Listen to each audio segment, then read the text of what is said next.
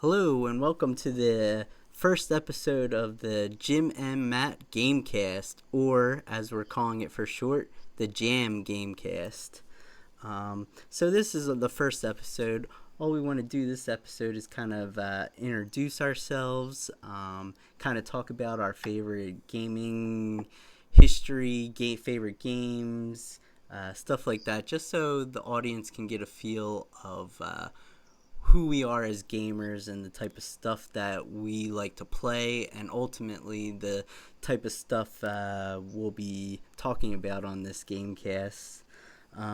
So my name's Matt. I'm your host, and my co-host and also my brother is Jim. Say hello, Jim.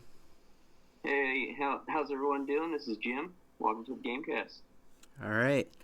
Well, so first I kind of want to talk about our favorite game, all-time favorite game, just to kind of get so people can get a feel for who we are and the type of games we like to play. Jim, do you want to go ahead and lead it off? Sure, yeah, I'll go ahead here. For me, this was kind of a toss-up between two games. I guess the first game is really the first game in the Kingdom Hearts series that came out in, I believe that was 2002, right around the inception of the the PS2. I just liked that because it was like one of the first games that I seriously, played and and beat. And I liked it because it had all the Final Fantasy characters and all the Disney characters. And I thought that it was just a really cool concept for a game. And then I said it was a toss-up. The other game is really probably Fallout 3 because that was probably like a game that I probably played the most out of any game of all that I've ever played. I've spent hours and hours playing that game, and I just thought that whole universe that has been created around the Fallout games was like so great, and I really loved the introduction that I got to it from Fallout 3.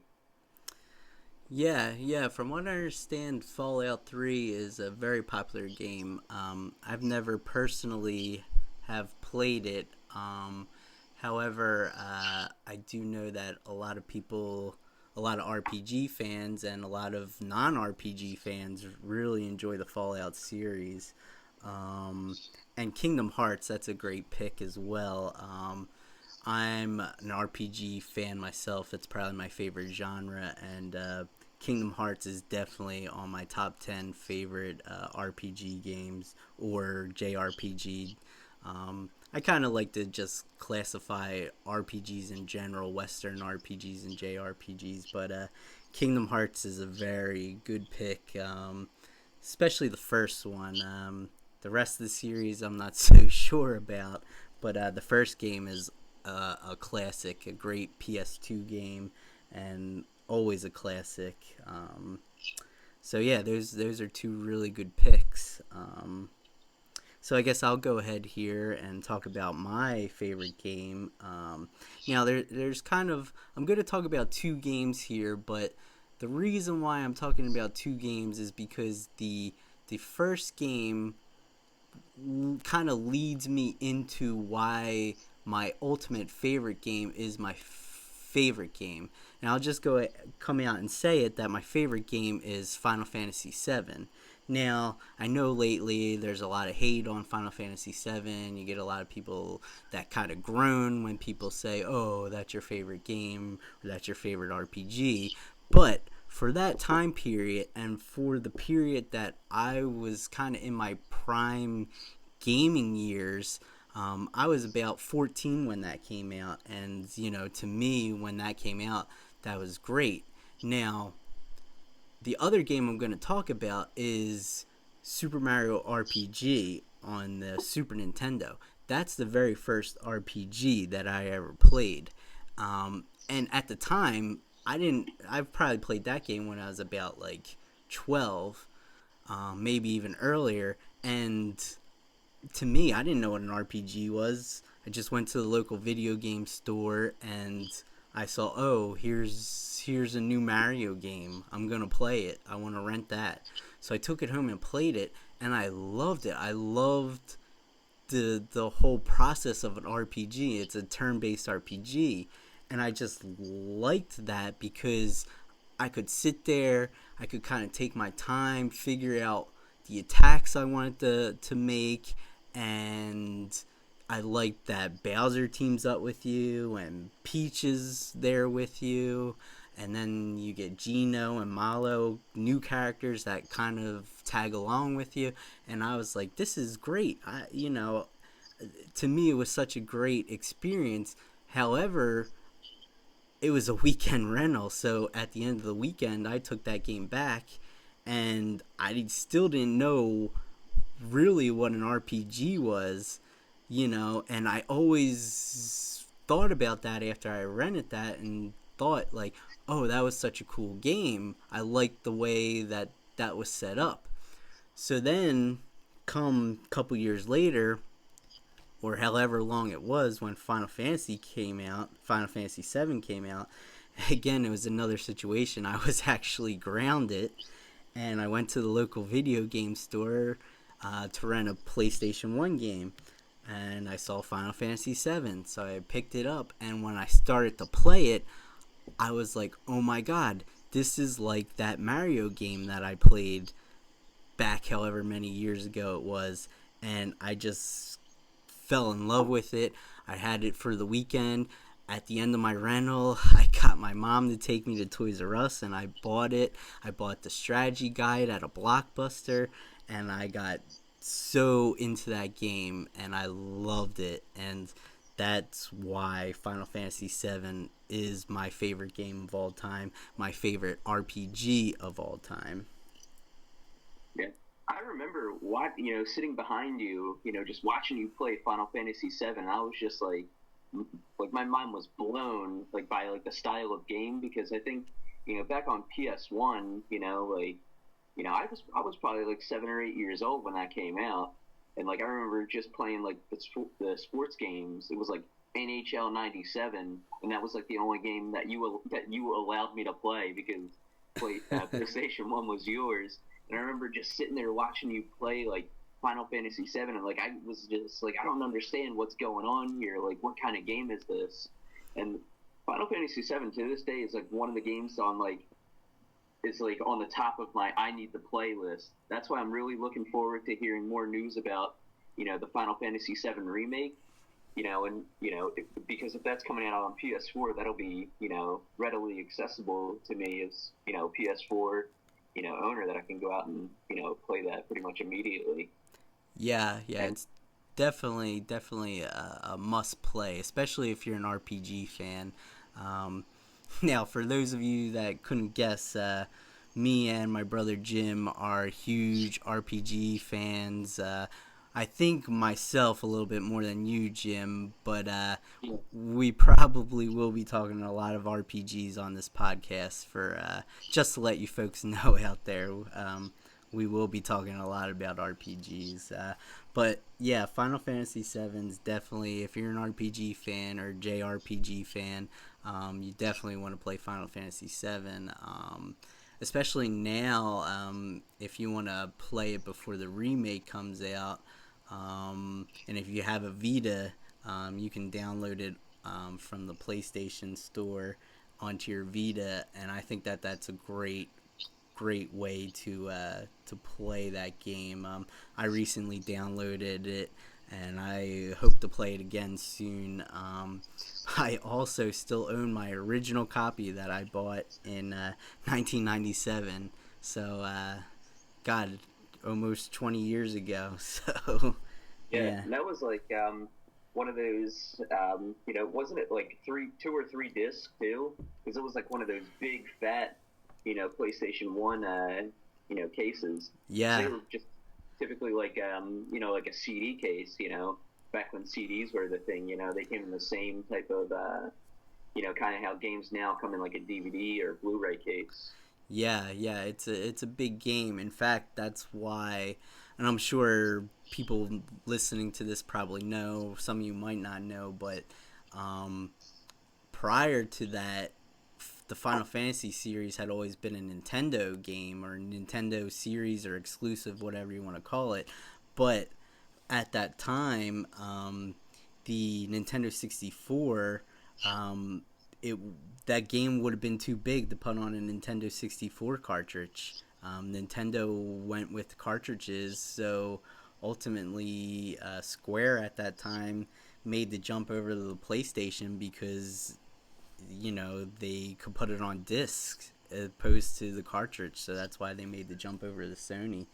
But yeah, definitely a great game, and it kind of, for people my age around that time, it popularized RPGs. Before that, it wasn't really. I mean, people liked RPGs, but that's sort of the series that kind of brought it to the mainstream, if you want to call it mainstream. I don't know if it's still necessarily mainstream, but you know. So yeah, yeah, great game. All great games. So next, we kind of want to talk about, and we've kind of been doing it already, but we want to talk about our greatest gaming achievements and or memories.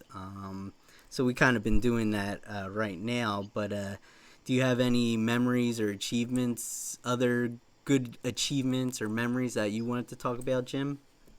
I guess I guess just to to reiterate, talking about the first Kingdom Hearts game because that was like the first game that I like legitimately like beat like the went through the entire story for and probably spent what do you think that game is at least 70 or so hours worth of gameplay. Oh God, yeah, I'm not even sure. It's been so long since I played it. I mean, I know you, especially that game. I remember you got really into that, and you were getting all the different secrets, and you wanted to get like every sword that you could get, and Yeah, I collecting wanted all. to. I wanted to, like, I guess, like, at the end of the, games still do it today. Like, they show you how much percent you actually completed the game because you can beat the story and you can only be, like 70%, done the entire game.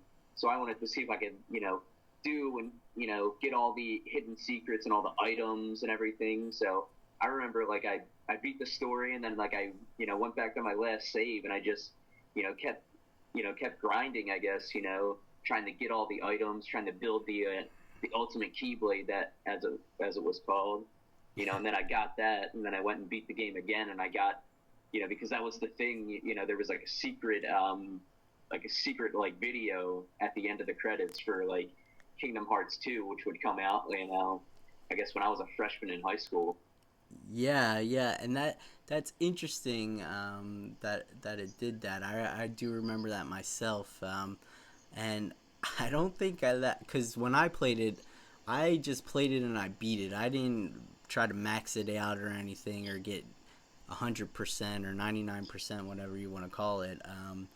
I just I played the game, I played the main storyline, and I beat it, which is kind of my mo for when I play RPGs.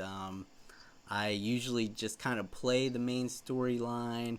If some of the side quests catch my fancy, I might do that. But for the most part, I just kind of stick to the main storyline. But yeah, I remember you going. You went nuts on on Kingdom Hearts, and you were always playing it and doing different stuff on there. I do remember that. Um, okay, so I'll just kind of throw one of my memories out there. I remember my. I'm gonna talk about my first experience playing video games or a console, if you will. Um, my very first, and Jim, you're probably even too young to remember this, but we also have an older brother, and our uncle probably, I want to say, probably around, God, 1988, maybe earlier than that. Our uncle gave us an Atari, and he gave us a bunch of games with it too. Off the top of my head, I don't really remember what specific games we had except for one. I remember one game that we had, and I don't remember why I remember this. Probably because I liked the cartoon show, but I remember we had Smurfs. That's awesome. And I remember playing the Smurfs Atari game. We had a bunch of other games too, but I remember Smurfs. That's the only specific game I can remember that we had for the Atari that our uncle gave to us.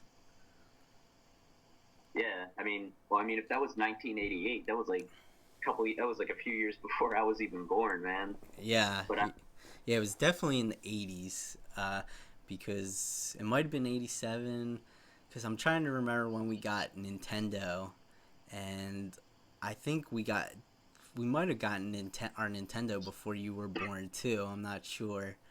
Um, now that's what I remember. I remember, the old setup that we had, and playing, Nintendo and then Super Nintendo. But I remember just kind of being the little brother, and just kind of being allowed to play when I was allowed to play. Not really knowing what was going on. Like I remember I could only get up to like the third level on Super Mario World, and then I would just get kicked off. oh man, well, if you're talking Super Mario World, that's the Super Nintendo. That Yeah. that's even later.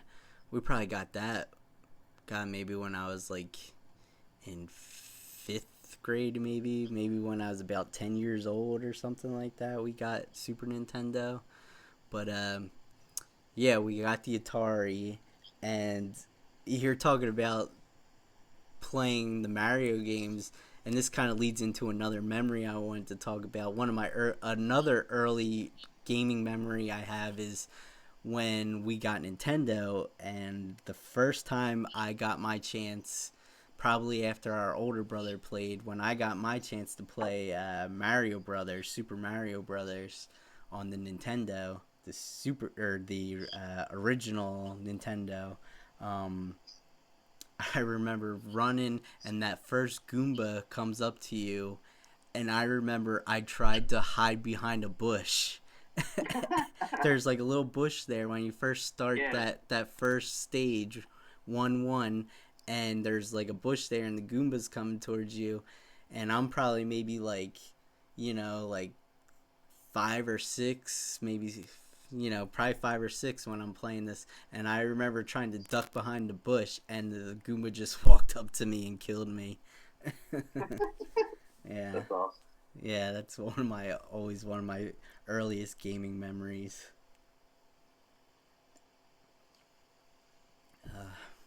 Well, Jim, you have any other memories you want to talk about, or achievements, or anything? I think that's pretty much well covered for me. Like the biggest achievement, like that I really remember. Mm-hmm. Yeah, I mean, I have a couple other ones that I was just gonna maybe touch upon, but it's like mainly just games that I beat. Like one of my all time, like one of the things I'm most proud of, and just because it's a hard game, um, but I beat Mega Man One, the original Mega Man, and for any of you out there that have played that game, you know that the original Mega Man's a tough game. And I remember me and my one buddy playing it, and I finally was able to beat it. And I'm always so proud that like I can say, oh yeah, I beat Mega Man 1. And then I was also gonna maybe touch upon you mentioned it earlier, but Super Mario World. I think that's really one of the first games I remember actually because I was probably at the age where like okay, I understand games a little bit better, and honestly, that's the first game I remember you could play and then you could save. Really, Um, that was one of the first games you remember for saving. Well, yeah, because when we had like Nintendo, like I know you could save on some of the RPGs on the original NES, like you could save in Final Fantasy or Legend of Zelda, Dragon Warrior. You could save on those games, but we never had those games when I was a kid. We had like Mario, Donkey Kong, stuff like that on the Nintendo, the Mega Mans and stuff like that, Mega Man 1, Mega Man 2, but you couldn't save on any of those games. Mega Man had the password system, but there wasn't actually like saving or anything like that. So the when we got Super Nintendo and got Super Mario World with it, you could save the game. They had places, where you could go and save. And, like, to me, I was like, oh, this is great. I can play, like, a bunch of levels and beat some levels, and then I can save my game, and I don't have to start over when I have to go do my homework or something like that. So Yeah. I remember I really got into that game when we got it, and I beat it. I remember that's like one of the first games I ever remember beating. Um, and I maxed that game out. Now, I always wondered, and maybe some of you out there listening know, but I always wondered, I could only ever get it up to 99%. I could never figure out if you could get 100% in that game. I got 99%, and I'm pretty darn sure that I did everything you could. And this is back before internet. I didn't have any strategy guides or anything like that. I just went around and figured out everything with the different color boxes and stuff like that, and found all those secrets and the Star World thing that you can go to. I figured that all out on my own. So I always am proud of that, and I always remember playing that game and doing pretty well with it.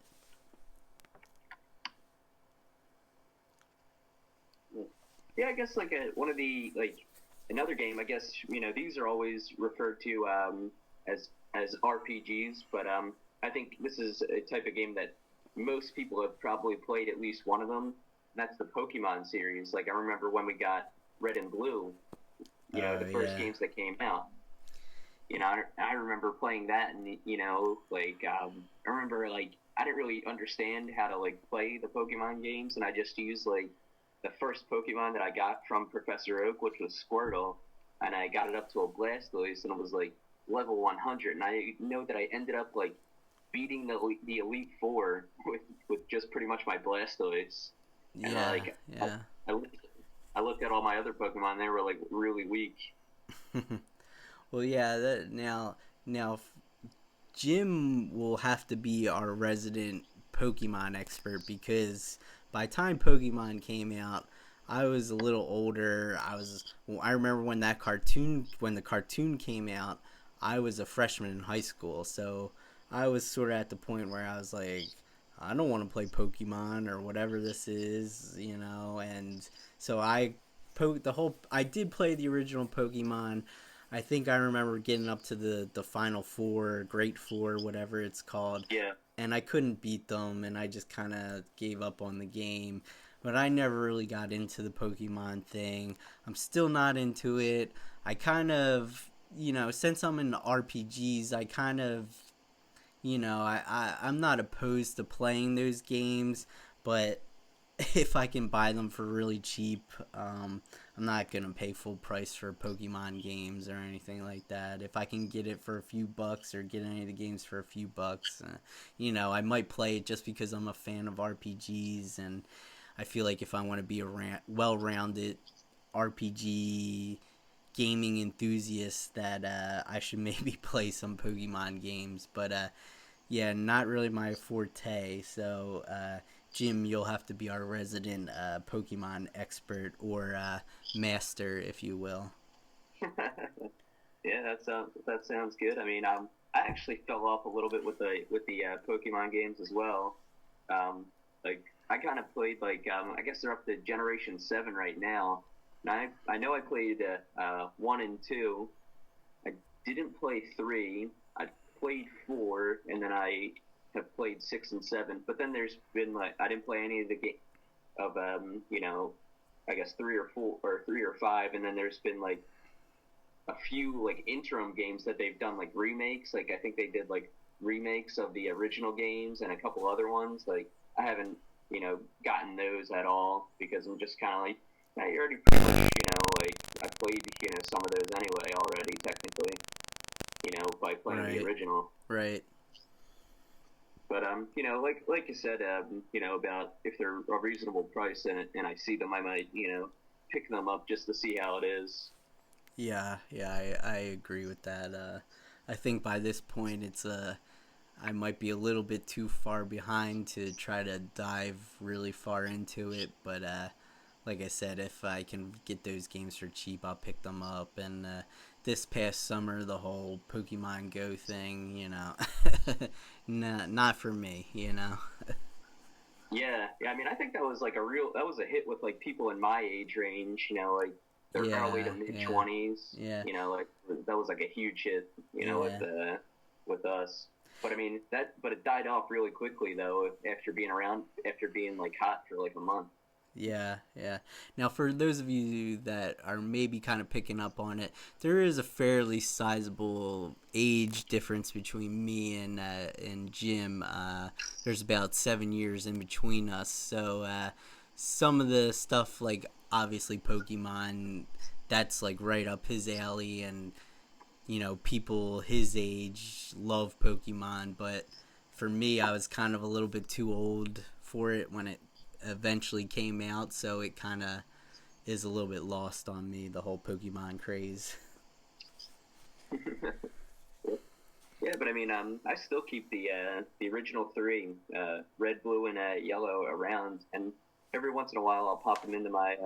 I play them on my Game Boy Advance, and they're a good game just to kind of, play in the interim. And I realize now how quickly I can get through those games. Yeah, yeah, those games are, those originals are worth some pretty good money on the for collectors and on the secondary market. Any Pokemon fan is always looking for those games, and you can get pretty decent money for considering their Game Boy and Game Boy Advance games. So Yeah. so yeah, I know people are always on the lookout for those games. All right, so kind of transitioning into our next topic, just kind of going along the whole favorites theme we kind of have going in this first episode. We wanted to talk about some of our favorite gaming heroes. So yeah, Jim, who are some of your favorites? I think just again going off the Kingdom Hearts series.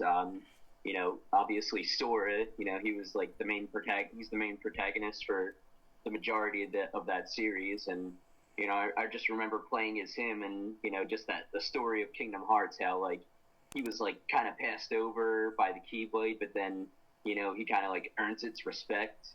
And then he goes and he's like not afraid to take on some of these like I guess in my mind badass characters from the Final Fantasy series that make cameos, and then the villain of the game, and even his friend, his like best friend, who's possessed. He's not afraid to go toe to toe with them, and put him down.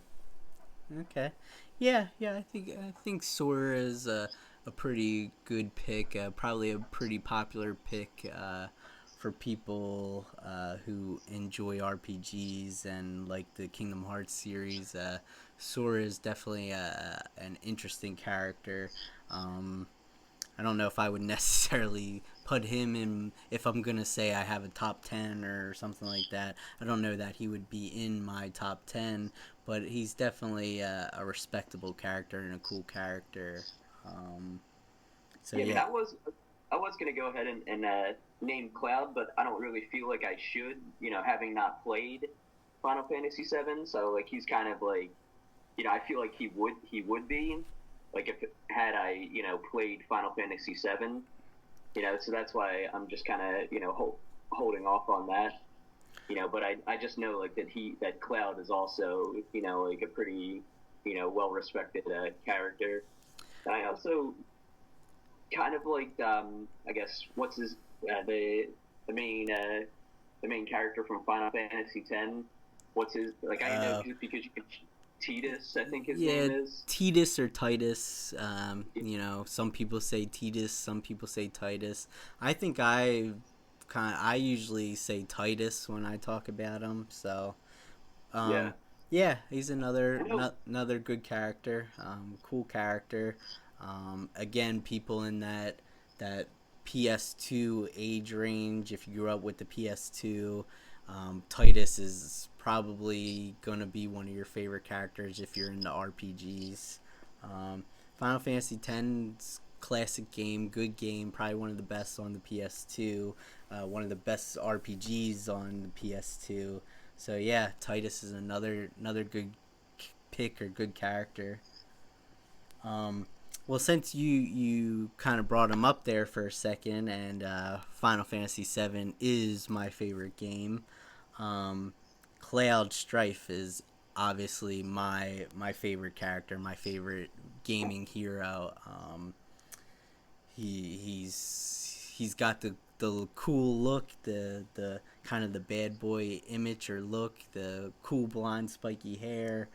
Um, he's brooding. Some people might say whining, but I say brooding. Um, Kind of angry, and once is out for revenge, sort of, and kind of just a a badass in the Final Fantasy VII game. Kind of, especially when the game starts out and he just kind of flips off that train, and you kind of take on some of the first villains, and then like you finish that first mission, and Barrett's sort of like, oh yeah, I'll pay you, and he tries to explain to them, their cause, and Cloud's just sort of like, look, man, I don't care, just give me my money.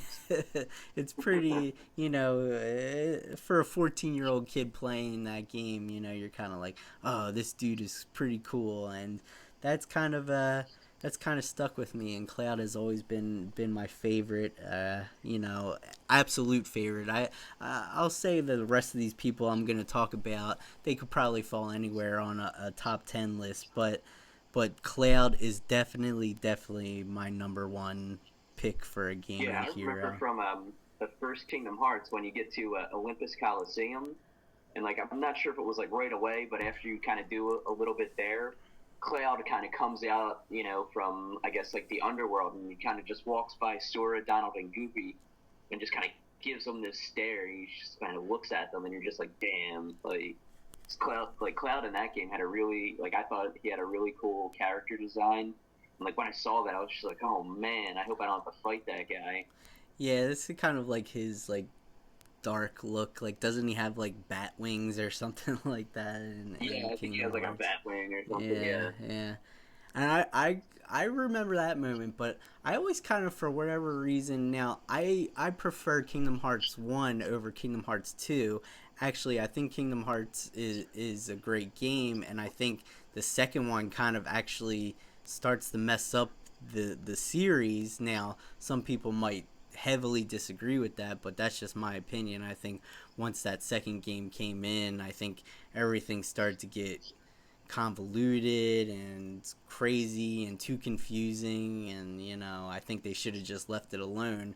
But for whatever reason, I remember Cloud in the second game more than the first game. I think you're in some like, aren't you in some like snow covered area or something like that, and Cloud comes out and like helps you or something like that, or you know Well, f- there's a big part in Kingdom Hearts 2 when you're at like Hollow Bastion, before it becomes the which appeared in the first game, before it becomes Radiant Garden, where you have to I think it was Maleficent and the organization summon something like 1,000 Heartless, and you have to like go and fight, and then like you kind of get help from like all the Final Fantasy characters, like you fight alongside Cloud, and like he's like doing all this crazy stuff, and also yeah, Leon.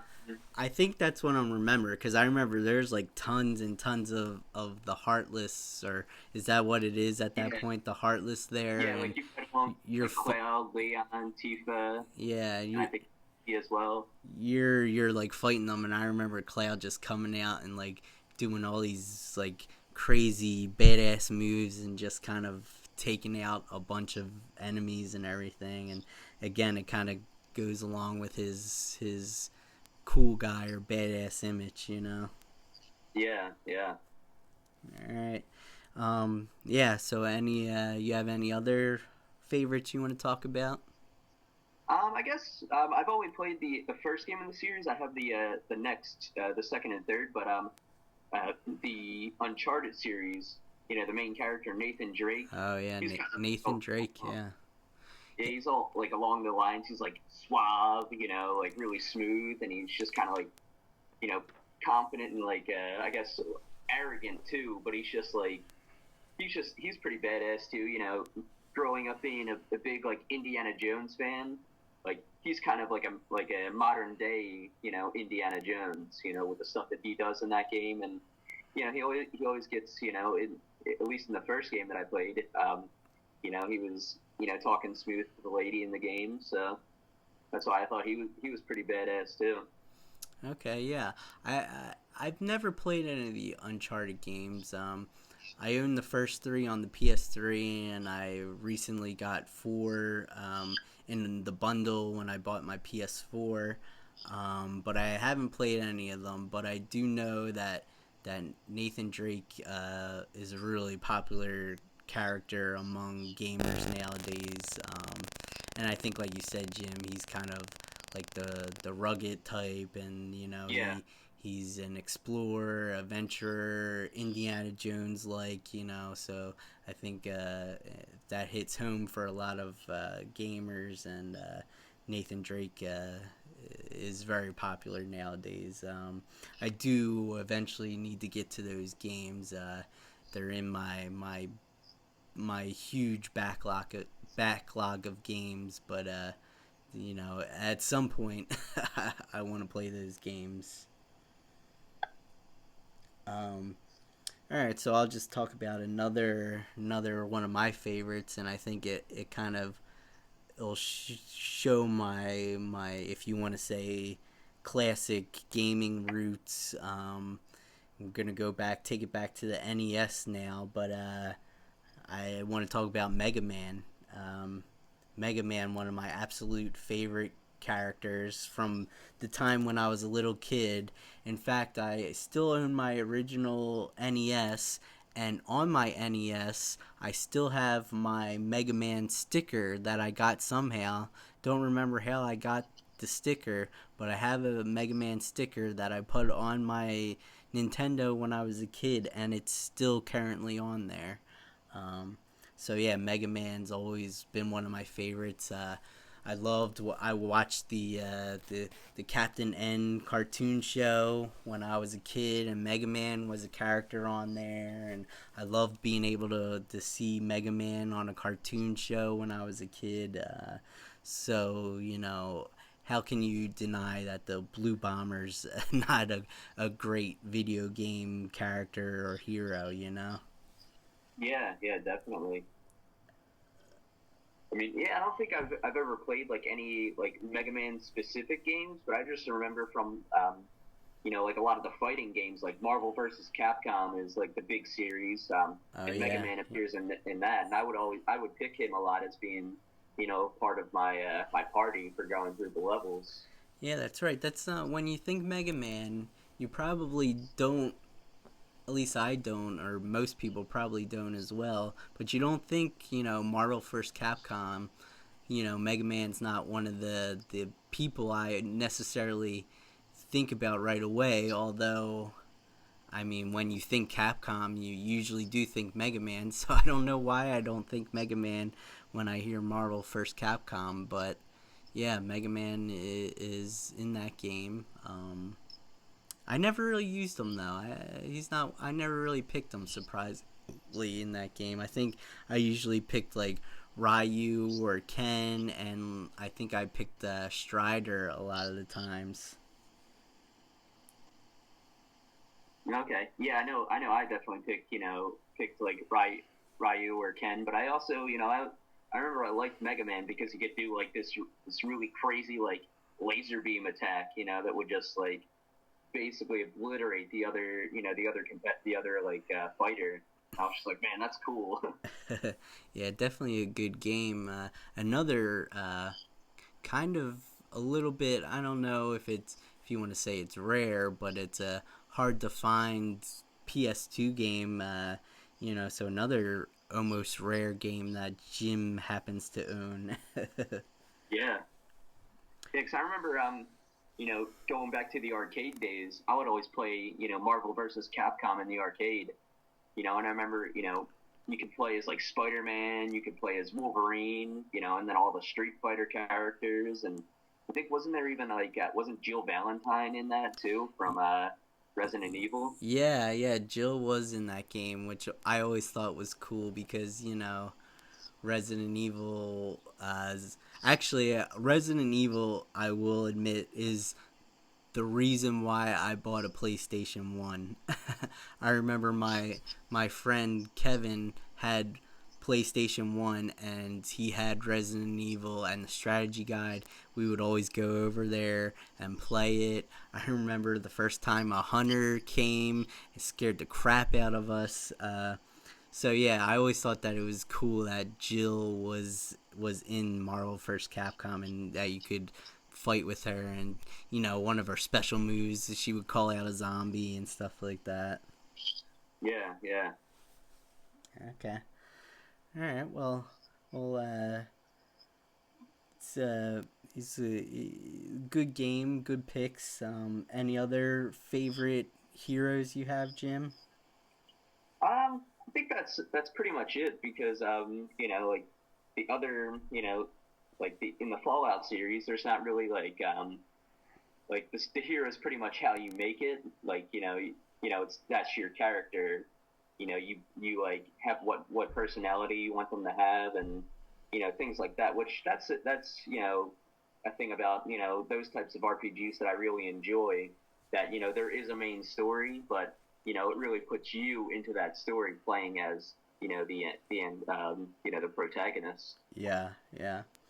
Well, I think if we're talking about favorite gaming heroes, I think we have to at least talk about Mario and also Sonic the Hedgehog. I mean, you know, classic gaming mascots, great heroes in gaming. I mean, I don't think gaming might not be what it is today if it wasn't for Mario. Oh yeah, certainly.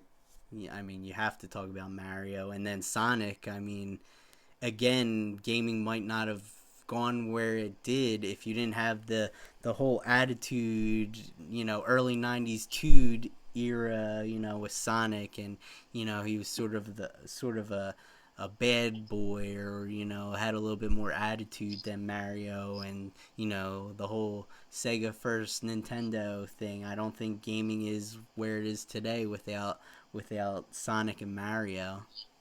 Oh yeah, and then didn't they start I guess once Sega stopped producing systems, wasn't there like a couple games on on one of the Nintendo, whether it be like the GameCube or the Earl or the first version of the Wii, where it was like Mario versus Sonic, like competition type games. Oh yeah, yeah. I mean, Sega now is strictly third party. They just make games, and they make arcade machines and everything. They don't produce consoles anymore.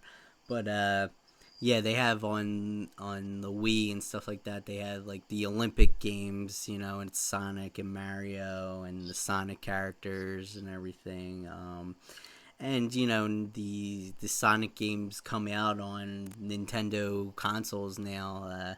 You have the Sonic games that came out on the Game Boy Advance, the Sonic Advance series, which Hmm. which people a lot of people will say kind of brought 2D platforming back to Sonic, and kind of brought Sonic back to his glory days a little bit. And then on the GameCube, you had they produced the two Sonic adventure games. They redid them on the GameCube as well, and they came out on the GameCube sort of after the Dreamcast kind of went down, and so Sonic is all over the Nintendo consoles now, and he's on PlayStation and Xbox and everything.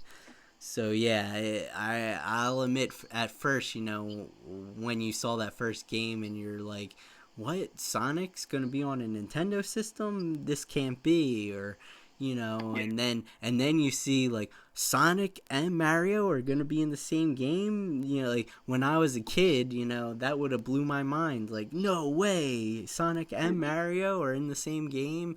I mean, That's there. it's like one of the one of the greatest like rivalries. Like you get like I could even akin it to like some of the great sporting rivalries. It's like some people you either support like one team or the other, and like that's how a lot of people were. They were either like like, oh, Mario sucks, or no, Sonic sucks. Oh yeah, during the early '90s, you were either a Nintendo person and you played all Nintendo stuff, or you were a Sega person and you only played Sega stuff.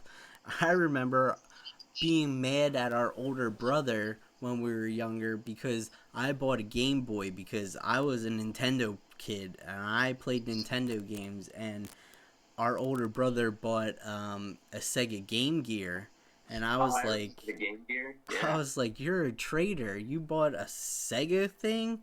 What about Mario? And I mean, granted, the Game Boy was a lot more successful than the Game Gear, but the Game Gear was an awesome handheld back in those days. That the backlighting Oh and yeah, or the well, backlighting. That was I like. I I'm not necessarily sure it had backlighting, but it was in color, and Mhm. compared to the puke green coloring of the Game Boy, like to see something in color and like that screen and everything, I was like, oh my gosh, this is awesome, But I would never admit it because I was a Nintendo person, and I didn't I play remember, Sega stuff.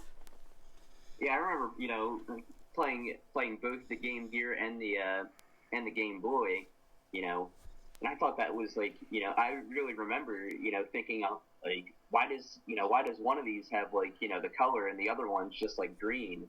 And just going off of that, you would think that the Game Gear would have been, more successful, being in color and things of that nature. But that was a huge like handheld system, like compared to the Game Boy. The Game Boy was much more compact.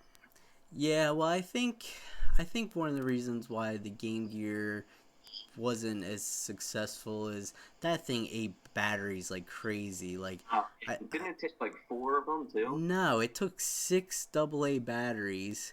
The Man, the original Game Boy took four AA's, but the Game Gear took six AA batteries, and if you had the charging thing, that thing only lasted for about like an hour and a half maybe, and then that thing crapped out. So I think that's one of the big reasons why that system never took off as well as the Nintendo or the Game Boy. And the Game Gear was a lot bigger. It wasn't as compact as the Game Boy, and I guess it was harder to carry around, and I think that it almost that's reminds me like back when the Wii U came out. I was just like, that thing looks like a Game Gear. yeah, yeah, it kind of does. Now that you say that, it does look like a Game Gear. But yeah, Yeah. think that's why the Game Gear wasn't accessible as the Game Boy. um Hmm. Yeah, so I'll just, we talked about Sonic and Mario. I'll just kind of list really quickly some other characters that I kind of like. I recently played the first Trails of Cold Steel game on my Vita, Legend of Heroes Trails of Cold Steel, which is a awesome, awesome, awesome RPG. Um, I'd probably list it second right after Final Fantasy VII on my favorite game lists. But I like the main character in that game, Rain Schwarzer. He's a pretty cool character. Um, and then a lot of people would probably put Link on this list. I'm not necessarily a big Zelda fan, but I bring up Link because this character that I like, a lot of people kind of say is like a rival to Link, but I like Adol Christian from the Yi series.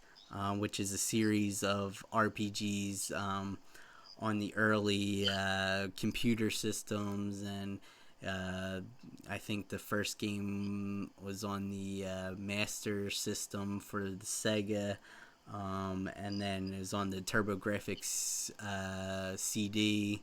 The first two games, I played the first two games on my PSP, the remake of the first two games, and I absolutely loved those two games. The music in those games is awesome, and Adel is an awesome character, and I always feel that, and I always see people talk about this topic. You know, who would win, Adel or Link? And it's kind of like a rivalry in that sense, just because the games are kind of similar, and the characters a little bit similar. But I'm gonna have to go with Adel. Just because I haven't really played many Zelda games. But yeah, I just kind of wanted to mention him as one of my favorite characters, and a cool character. If you're into RPGs, definitely check out the Yi series. Okay, so I guess naturally the next progression would be, we talked about favorite gaming heroes. What about favorite villains? Jim, do you have any favorite villains on video games? Um, yeah, I mean, I guess for favorite gaming villains would probably be the. I guess he technically kind of is the villain, the way the game's set up, but from Fallout 3, the president of the Enclave, which is I guess like the remnants of the United States government slash military, and it's actually a supercomputer, and he comes up with the persona of John Henry Eden, and he kind of has like these like little drone robots that come around. They play like kind of like radio, like the like radio. They play like Yankee Doodle, Went to Town, like classical songs like that. And then there's kind of like these fireside chats, kind of like what FDR did during the the Second World War. And listening to those like early in the game, when I first started playing, I was like, oh man, this guy sounds like really like like really like what like really cool. Like I like to work for him. But then like as the story progressed, you kind of realize like the things that are like that are going on in the game. And then like when you finally meet him face to face, and you realize it's like a supercomputer, and you realize that like yeah, he has like he wants to do good, but it's a computer, and it's all operating under false logic. So it kind of comes up with like you're almost kind of like duped, I guess I would say, and it kind of throws you through a loop almost. Huh. That sounds very cool. I don't really have much input on this, just because I've never played any of the Fallout games. Although I will admit, the more I'm kind of getting into playing more RPGs, I'm kind of thinking about maybe dipping my toe into the Fallout series. So yeah, that definitely sounds like a cool character and cool villain.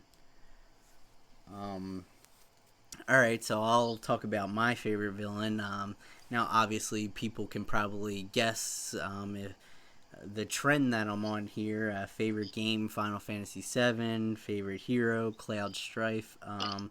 So obviously, or predictably, I'm gonna have to say my favorite character or favorite villain is Sephiroth from Final Fantasy VII. Also, Kingdom Hearts. I Oh think yeah, I remember him from Kingdom Hearts, man. I think he's just a A big, bad badass character. His long sword, and just the way he presents himself, and like he basically walks around like he's can kick anyone's butt, mainly because he probably can. And yeah. I still remember one of my favorite scenes from Final Fantasy VII is after you're in the mansion in Nibelheim, and it burns down, and like there's fire everywhere, and you just kind of see him in the fire kind of standing there, and you're just kind of like, holy crap, I'm gonna have to fight that guy. And you Yep. kind of get a little bit scared and you're like, I don't wanna, you know. And but yeah, he's just, and I mean in the, Advent Children movie, Yeah. he's like, I love the fight when he sort of appears and he's fighting Cloud and everything, and just such a cool, classic badass villain. Yeah, I remember when he, like because he was like a secret boss in the first two Kingdom Hearts games, right? Like more from the first game though, like you're in the Olympus Coliseum and like you kind of walk out onto the arena floor, and then like you're just kind of standing there, and then this portal opens up and like shoots out of the sky, and like he just kind of comes in, and like he's kneeling down and his back's to you, and then he just kind of stands up and his wing extends, and he just Yeah. like turns around, and the mute and his theme Yeah, I music was jumps. just about to say, and the theme song, his theme, how can you beat that theme? Like, that is Man, such a good like theme for a villain, you know? orchestra and a choir, singing in Latin. That's like so badass. Yeah, I yeah, still listen to that song sometimes because I'm just yeah. like, dude, this would be awesome. I don't listen to many video game soundtracks or songs, but I do listen to that song. I love that song.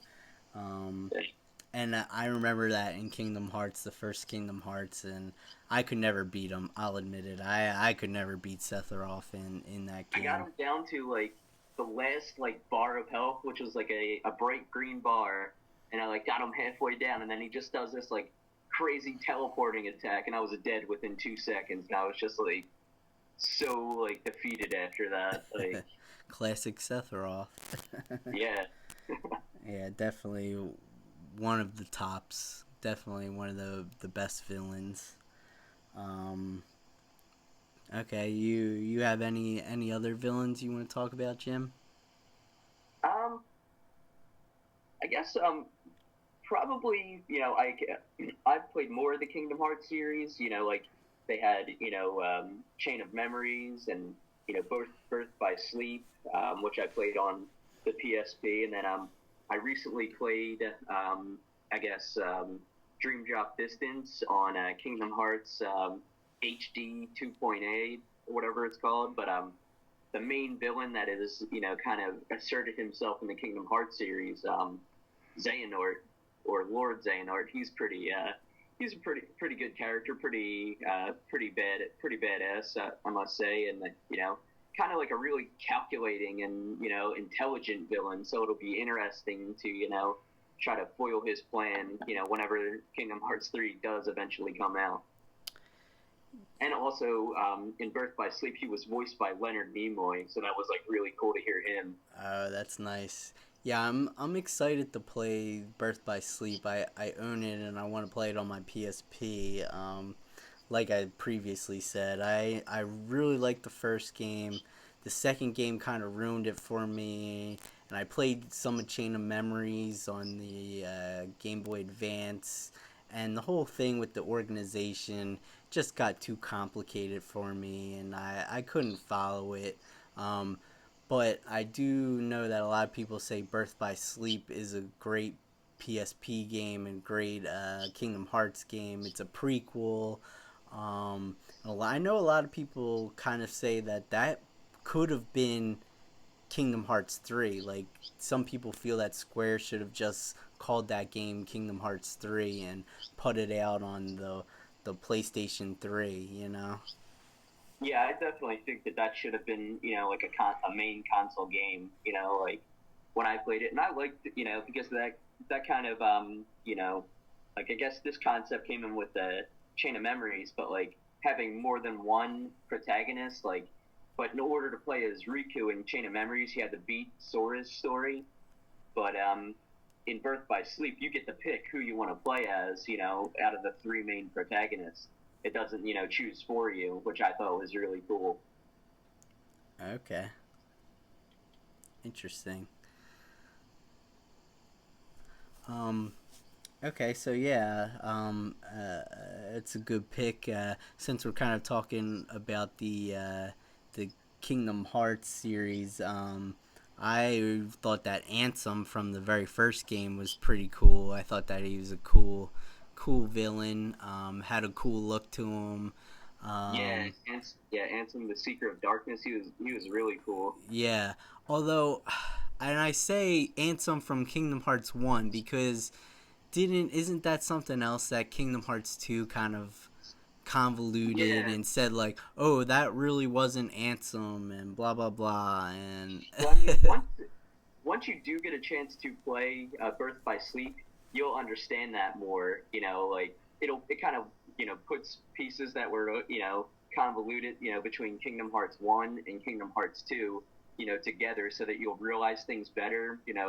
That there's a connection between like Lord Xehanort, who was voiced by Leonard Nimoy in Birth by Sleep, and then Ansem, the Seeker of Darkness, the villain from Kingdom Hearts One, and then Xemnas, the villain from Kingdom Hearts 2. There's a connection between those three, and like that's more it's like once you like I said, once you play Birth by Sleep, you'll understand it much more clearly. okay. I hope so because even Yeah, just that's even one of the even just then when you're explaining that all, I'm like, oh my god, this seems that's one of the main way problems too with overcomplicated. that's one of the main problems with the Kingdom Hearts series, that like way too overcomplicated, and they tried to explain it in these like PlayStation PSP games and these Game Boy Advance games, or Nintendo DS rather games, Yeah. and not many people have played those. Yeah, and I mean, I have nothing against playing on those consoles. In fact, recently I mainly am a handheld gamer as of late. But yeah, I agree. I mean, there's just too much weird, complicated stuff that they threw into that series, and it kind of ruined it. Not to say that they're bad games. I think that they're great games, but I think that the story is a little bit overcomplicated. Um, Yeah, definitely. okay. All right. Well, I want to also talk about. I mentioned the game earlier, Legend of Heroes: Trails of Cold Steel. So I want to talk about the villain in that game. Now, this is sort of going to be a spoiler. So if you haven't played that game, you might want to skip ahead a little bit because talking about the main villain in that game is sort of a spoiler. So you might want to skip ahead. But I'm going to talk about it now. The main villain in that game, you're introduced to him as they just call him C, the letter C, and sort of you realize with the villains in that game, they kind of like the villains in that game, they kind of start out calling each other just by the letter that starts their name. So for the longest time, you only know the main villain just as C, and um, there's a couple characters in the game that it could be they have the letter C, and there's a main person he's kind of like the main general of like the army of the land that the game takes place in, and I could have sworn it was going to be him, but it actually turns out to be one of your classmates, a character by the name of Crow Armburst. Um, Totally like flipped it up on me. I wasn't suspecting it at all. But then when you think about it, you're like, well, it makes sense, I guess. His name begins with C, and but like, at least for me, I the whole time I never thought that he was going to be the main villain of the game, and he's just kind of cool when they first introduce him because he's all in black and he's kind of like sleek looking, kind of maybe has a ninja feel to him, has this cool like black helmet on. He kind of reminds you of Darth Vader, not to minimalized Darth Vader, who's probably like the coolest villain of all time in any form of entertainment. But Oh yeah. but at least for me, Crow kind of his look kind of reminded me of Vader a little bit, and the way his voice was, is kind of has this like electronical sounding voice, and he's just a cool character. And I thought the twist was with him was pretty cool. So he's kind of like a newer, cool villain that I like. I thought that he was really cool in that game, and he's probably now one of my more favorite villains. I haven't played the second game. There's a third game as well. I haven't played the second one yet. The third game isn't even out in the U.S. yet. Um, so I don't know. At least in the first game, he was the villain. Now I don't know if anything changes in the other games or anything, but in the first game, he was sort of the villain in the game. So yeah, I liked him. All right, moving on now. We kind of just want to talk about some of our favorite consoles. Now it's probably going to relate to what was out when you were a kid. But Jim, do you want to talk about some of your favorite consoles?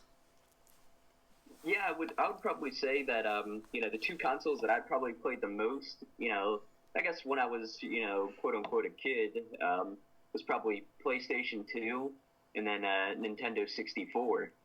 Oh, Those are the two that I. I'm surprised to hear you say 64. I would not have guessed that.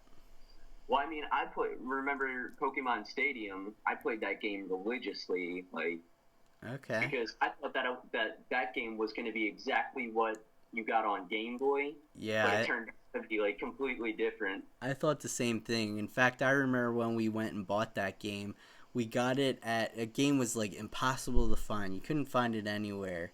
Wasn't at Toys R Us. Wasn't at any of the game stores. Um, Yeah, what? Yeah, and I remember I said to our mom, I said, "Let's check out in I think it was Sears. Yes, it was Sears in a yeah, mall. Sears. We went to Sears. I said, Mom, Sears sells video games. And I said, people don't think to check those stores in a mall because there's a game store in the mall and they just go to the game store. I said, let's check out Sears. So sure enough, we went into Sears, went to the electronic department, looked at the games, and they had it. And I remember we bought it. And I thought the same exact thing. I thought it was going to be a console, Pokemon game, where you could walk around and it was going to be an RPG, but it Mm-hmm. it wasn't. it Yeah, was like it that. was like But I mean, what mini games, and you could put some of your Pokemon from your Game Boy games, which is actually kind of a cool feature. And then you yeah, could you could fight them on there, but it wasn't yeah, really a it wasn't what I expected at all. yeah, it didn't have a story. It was just sort of mini games. So yeah, definitely Yeah, not but what I I mean, was expecting. the 64, that was like my first introduction to like, I guess really like multiplayer because you could have like the four squares if you had four people and four controllers playing games like Mario Kart and definitely GoldenEye on multiplayer. That was awesome playing Yeah, that. yeah, it's very true about the 64. I mean, all the other systems you could do it, but you had to buy like an extra port and like an extra thing peripheral to plug in, and then plug in the extra controllers. And the Yeah, 64, at least the first one I can remember, that had all four controller ports built in. So yeah, I'm surprised to hear you say 64, but I guess it makes sense. yeah, but I mean, and then like PS2 obviously because that's where you know Kingdom Hearts 1 and 2 was out on, but I really enjoyed playing the Star Wars Battlefront games. Battlefront 1 and 2. That I thought those games were like so awesome. That's why like I was really excited to get Star Wars Battlefield, or Star Wars Battlefront, for the PlayStation 4 when that came out, and because of those two games. I thought those two games were awesome because they had a little bit of a story to it. You could play through like the Clone War, or like um, well, in the first one you could battle against the droids, in a little bit of a conquest type storyline, and then in the second one you kind of like, it was like the diary of a retired clone trooper, and you kind of followed along with his story in the Clone Wars, leading up to the Battle of Hoth, which was like so awesome to see it from that perspective. And then just playing that, like just playing the multiplayer, or not even multiplayer matches, just playing the free for all battles, against the computer, and seeing how many kills I could get. I remember like on the one game I got like 78 kills, and I thought that I was like a beast at the game. I always remember with those games, I would always get mad because, like, if you were playing and you're playing against the computer or something, and you yourself were still alive, but like if like there wasn't enough numbers or something like that, your team would ultimately lose, automatically lose, even if you were still alive. And I was like, no, Yeah, I'm still alive. I could take on everyone, And I yeah, used to get mad because I was still alive, but your team would still lose, and I would be like, how can I lose? I'm still alive. yep, So yeah, good games, good consoles. yeah. Um, well, I'm gonna say the two, probably because I have great childhood memories with them. Two of my favorites. First, the Super Nintendo, because that's when I really first kind of like got into gaming, and I was like, I can play games and I can beat them, and it wasn't just like fooling around. I was playing games to win and to beat games, Um, and then the PlayStation 1, of course, because that was just the natural progression after the Super Nintendo was out. PlayStation 1 came out, and like I said earlier, my friend had it, and I went to get it, so I got PlayStation 1, and then PlayStation 1 opened me up to RPGs, a lot of classic RPGs on the PlayStation 1, a lot of classics on the Super Nintendo too, but for me it was more so, PlayStation 1, Final Fantasy, and, you know, Wild Arms, and, Final Fantasy 9, and, a lot of Mm-hmm. good classic RPGs. Grandia, the first Grandia game, a little lesser known game that I really liked, Legend of Legaia, was an awesome RPG on the PlayStation 1. So that was that was definitely another system that I really enjoyed and kind of extended my love for RPGs. And I would say now, mainly because I like RPGs so much, um, and I'm kind of, I play more handheld stuff lately, just because it's easier for me to play in bed before I go to sleep or something like that. I've been playing the Vita a lot, and if you're a Vita collector, you know that the Vita has a lot of great RPGs on there, a lot of cool Japanese type games, which is the style of games I'm into. And I really enjoy playing the DS too, again because there's so many great RPGs on there and so many re-released RPGs on there. And I recently just got a 3DS. I haven't played it yet, but I think that I'll probably really enjoy that because there's a lot of great RPGs on there as well. So those are kind of my favorite consoles and that I use now. Um, okay, so just kind of moving on, and we're gonna start kind of wrapping up the podcast here, and we're gonna talk about this topic. These next couple topics are kind of going to be how we sort of end every episode, but we just want to talk about what we're playing now. So Jim, what have you been currently playing? I mean, I have been playing a lot of RPGs. For it took me the longest time, but I beat Final Fantasy X. a, a few weeks ago, and I think that game was great. I Con- really enjoyed playing that game. Congratulations. Thanks. Yes, I mean I like that, and then right after that, I'm a big Kingdom Hearts fan, so I went out and bought Kingdom Hearts, like the final chapter HD 2.8. Like it has like the games that they come out with now have these crazy titles, Yeah, but yeah, which is another issue with the Kingdom Hearts series. yeah, but I mean on that they had it was for the PlayStation 4. They had a remastering of Kingdom Hearts Dream Drop Distance, or 3D as it's called, which was a 3DS game. But I really enjoyed playing that game because it gave me filled in more gaps in the story for me.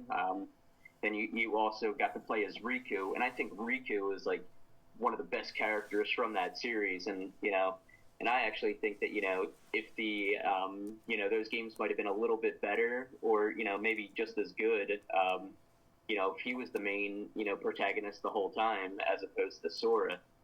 But I mean, I just from Kingdom Hearts 1, I thought he was pretty badass, and I really enjoyed playing as him. And then they also have a level on that game, which was I think it was made specifically for the PlayStation 4, which is a continuation for one of the characters from Birth by Sleep.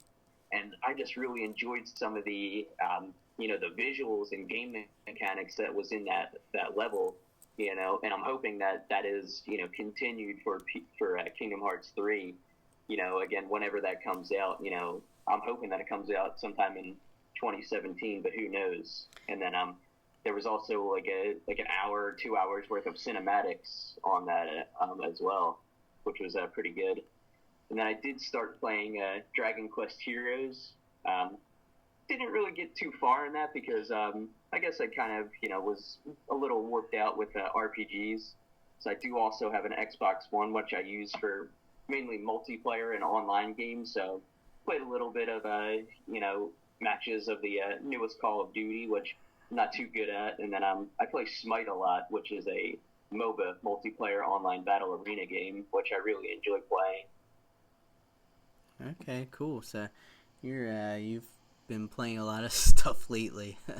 Yeah. I try to be well rounded for a lot of games because what people we'll probably talk about this in later casts, but I'm actually within the last year or so have gotten into the whole esports scene and try to follow that as best I can. Cool, cool. Yeah, that it's not something I'm really into, and the whole online gaming stuff, MMO type games and stuff like that. I'm not really into that stuff. And I'm sort of the opposite of you. I like to play one game and I stick to that game until I beat it, and then I move on to the next game. I can't play two games at once. I'm afraid I'll mix See, stuff I don't. up and get the games and plots mixed up. So I tend to play one game and play that game until I beat it, and then I move on. Yeah, I mean, I try not. That's why I only stick to like online type games. I don't try to switch and like, oh, because I have like Final Fantasy Type Zero, I didn't pop that in. But I think that after I probably get tired of playing Smite and Call of Duty and Overwatch, I'll probably go back after having just kind of like a little bit of a mental break from playing those from playing Dragon Quest Heroes. I'll go back to that and really dive into it. Yeah, yeah. In Dragon Quest Heroes, I'm interested in playing those games. I've only ever played one Dragon Quest game, and that was Dragon Quest IX. And from what I understand and what people have told me, is that that's not the best representation of a Dragon Quest game. And from what I understand, the Dragon Quest Hero games aren't your typical Dragon Quest games. Are not RPGs necessarily. I mean, I would probably still classify them and group them in with RPGs, but they're more of the hack and slash, Dynasty Warrior type of game where you just kind of go around and battle a bunch of enemies all at once and just slash them all up, and so they're. But I'm still interested in playing them. I'm probably gonna maybe wait until till they come out. I think Nintendo's supposed to release both games. I guess they're going to be on one cartridge on the Switch.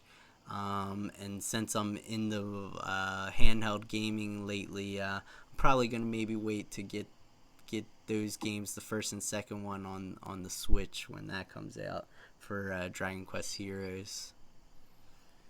Nice, nice, sounds good. Okay, well, right now I'm playing, and I've been playing it for a while. I'm about 30 hours into the game. I've been playing Tales of Hearts R on the PlayStation Vita. Um, it's the first Tales of game, or first game from the Tales of series that I've played. I like it. It probably wouldn't crack the top 10 for my top 10 favorite RPGs. It might be right on the outside of that. It's a good game. I like it. Um, I think the main character, Core Meteor, which by the way I think's an awesome video game name. Um, I think he's a pretty cool character. He's got a cool look to him. He's not the brightest hero, which is kind of his personality. He's not the brightest person, but still kind of a cool character. But yeah, I've been playing that game. It kind of starts out a little like the way it starts out and the reasoning for your adventure or quest. At first, you're kind of like, well, what's the point? Why would you do that? Like, why would you even care? But the more it kind of dives into the story, the more it's revealed, and it gets better. It definitely gets better as it goes on. Um, and I was really kind of getting into it until it hit a point where you kind of confront the main villain, and you're in like the villain's lair and stuff, and I'm like, okay, this is it. I'm gonna fight him and beat this game. And then like it just kind of goes the opposite direction, and you leave the villain's lair, and you kind of start doing other stuff in the game, and I'm kind of, to me, I was like, it seems kind of disjointed. I was like, some of this stuff should have been earlier in the game. um, but yeah, I think I'm 30 hours in, like I said. I think I'm kind of getting down to the end. So I'll probably be beating that game hopefully within the next week or so. Um, and then I think I'm going to move on to Xenoblade Chronicles on the 3DS, which I'm really excited to play this game. I know a lot of people say it's one of the best games on the Wii. I own the Wii version as well. Um, but like I said, I'm kind of into the handhelds now, and I like to play games, while I'm laying in bed or something like that. So I'm going to play it on the 3DS, and I'm really excited and looking forward to the game. So yeah, that's what I'm playing and what I plan on playing next. Nice. All right. So Jim, what's on your radar gaming wise? What's coming out that you're interested in? What looks good? Any new games that you just discovered that you're interested in picking up and playing? Anything like that? Well, I mean, I guess the big game right now is Horizon Zero Dawn, which I'm really excited Oh for. yeah, that looks great. I definitely want to pick that up for the PS4. Yeah, like I kind of watched a little bit of a playthrough. I just kind of skipped around, like I didn't want to have anything ruined. I just kind of wanted to see like how it plays and everything like that. Looks really looks really good. That's a game that I want to pick up, and then I've heard a lot about a game called or I've seen some playthroughs of this. It's an older game, but they just came out with a remastery of it called The Last of Us, and I hear Okay, that's yeah, yeah. It's a I PS3 hear game originally, right? or is it Yeah, yeah, I okay? hear that's like a really good game. So I'm thinking about maybe picking that up. Is There's a it lot what of games. was it a PS3 game or was it a PS4 game? I don't I remember. can't. Yeah, I can't remember either. Because when I was in like college, I kind of just really fell out with following games and everything like that, and like I Okay. probably missed so many games. Like I think I'd like to learn more about and the Mass Effect series. I feel like that Oh I yeah. might like that because Y- that's by I think that's Bethesda as well. That's the same company uh made that does the Mass Effect games did the Knights of the Old Republic games, right? On the original Xbox. I think so, and it's Bethesda. I'm not sure if that's correct, but I know Bethesda. They're definitely the Fallout. Fallout. 3 and 4, and then New Vegas was by a different company. Okay. Yeah, Yeah, but I mean, for whatever I always reason use a lot of. I thought at least the first Mass Effect was done by the same company that did Knights of the Old Republic. The Old Republic. Yeah, Okay.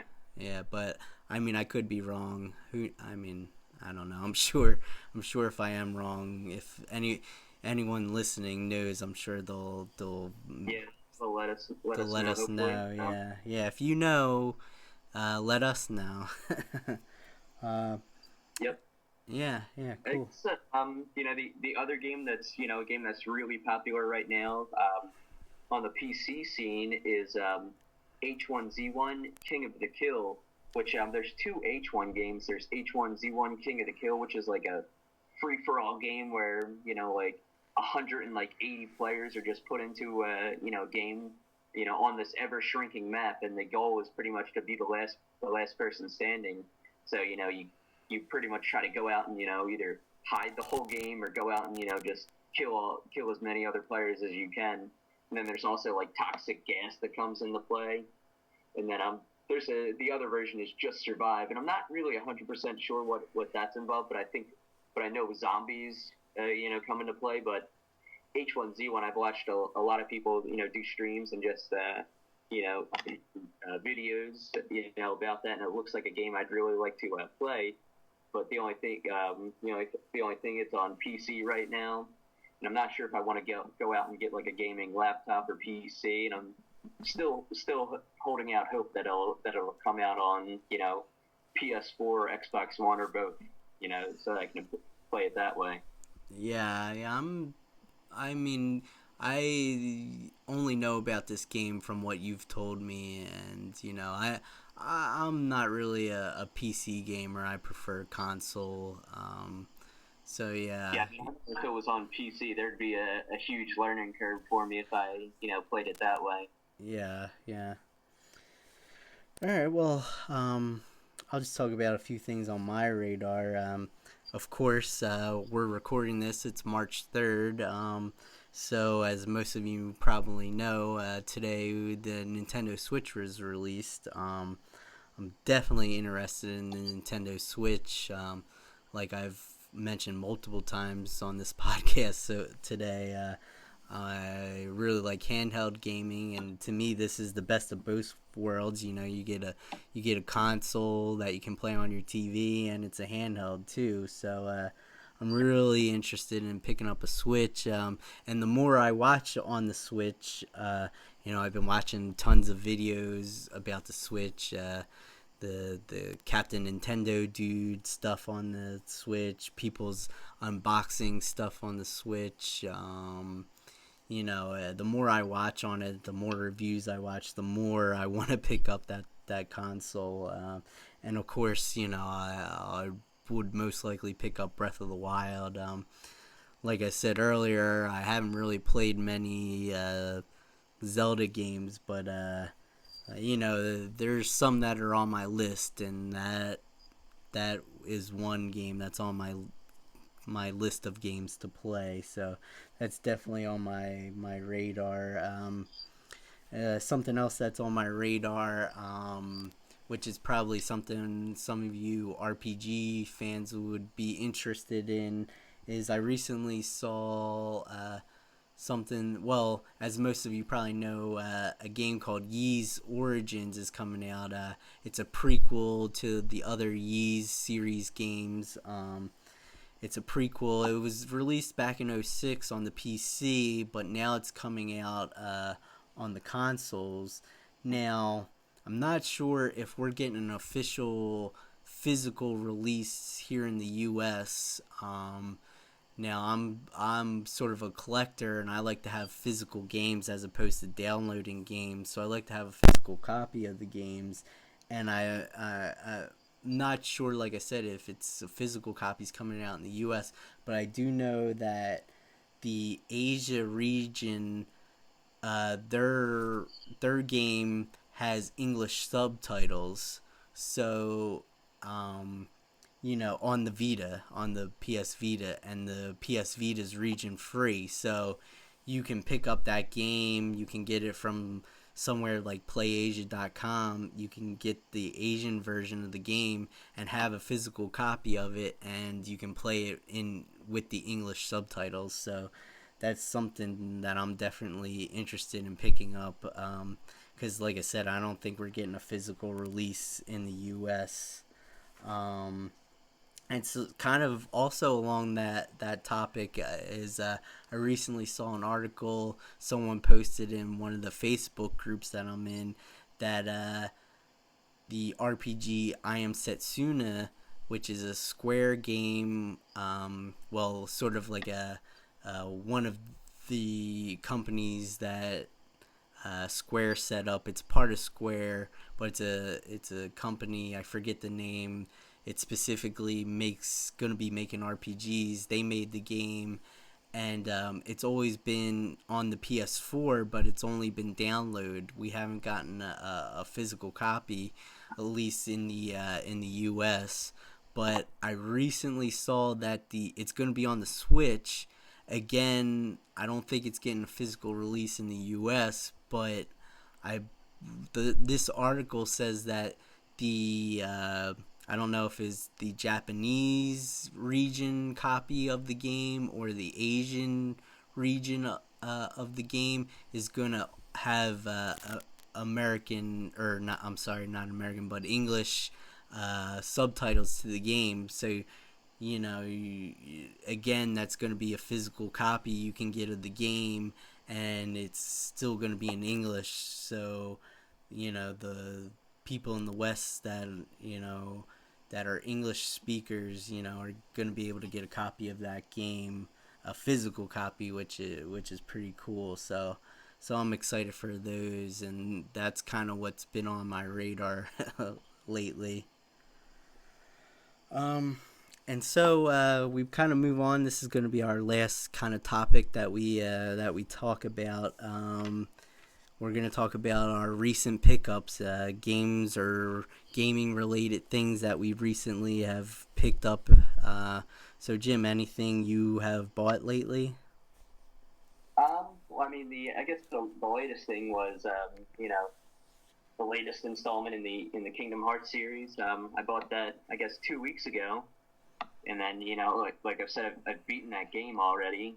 So I beat it in about I guess like 8 days or so. Beat the Wow, whole wow. thing. Yep. Yep. Yes, I mean, like I'm trying to be, I guess, like a little more, conservative with buying games, because I know if I get, Horizon Zero Dawn, I want to play that, like right away. But I have, a few games that are still, sitting untouched, and Yeah, I'd like yeah. to try to, force myself to play those before I get anything new, because that's just kind of how my personality is. Well, I mean that's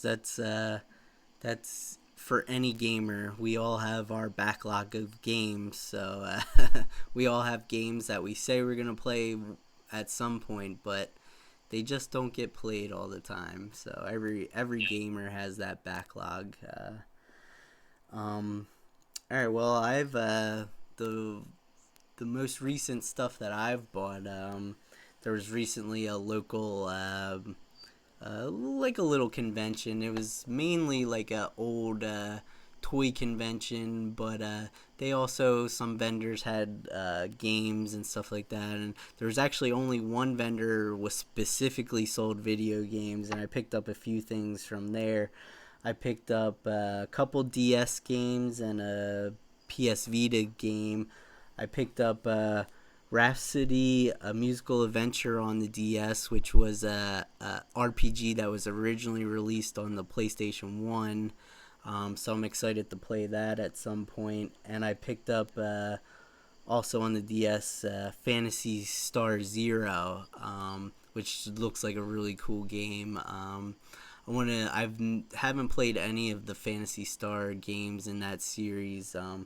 It's definitely a series I want to dive into. I'm not sure where I want to start. If I want to dive into some of the originals or play some of the later games. I have a few of the later games, but yeah, that's I bought that at the convention, and the Vita game that I bought was Senran. I guess you pronounce that Senran Kagura Shinobi Versus, which is sort of like another Dynasty Warriors style of game where you just kind of run around and hack and slash. There's a bunch of villains, and you just kind of hack and slash your way through the game. So I picked up that. It was only $40 for the. It was like a special edition and like a nice box and everything like that. So I picked that up for $40. I didn't think it was a bad deal, so I picked that up, and those are the few games that I got, and those are the most recent things that I've got. So yeah, so I think that was the last thing we had that we wanted to talk about. Anything else that you want to add, Jim? No, I think we pretty much well covered all of the topics. I think that this went pretty good for a first shot. Yeah, I think so too. I will say I was kind of. This is the first time I've ever podcasted, and this is the first time you have podcasted as well, Jim. It's just something we want to try. We don't really have an extensive or elaborate setup. It's just something we're kind of just trying out. We'll kind of go along Yeah, with it. we're learning on the go here. Yeah, just kind of learning as we go. We want to try it out. We want to have an outlet to talk about games. So yeah, we Yeah, for decided somebody else to there that has similar interest to us as well. yeah. So we want to try it out. We're gonna try to keep it. We're gonna try to do an episode every other week. So we'll do this one. We'll probably skip next week, and then we'll try to have one out the following week. So yeah, we're that's what the plan is for now. So thanks for listening. If you liked the podcast, please leave us a like. Please subscribe to the channel. It's a brand new channel here on YouTube. So far, we're just going to be on YouTube. Maybe as we progress, we'll maybe try to get onto some other platforms. But for now, we're just really going to be on YouTube. So if you liked if you like the podcast, please give us a like, give us a subscribe. Hit the alert button. It'll alert you to when we put out new videos or podcasts.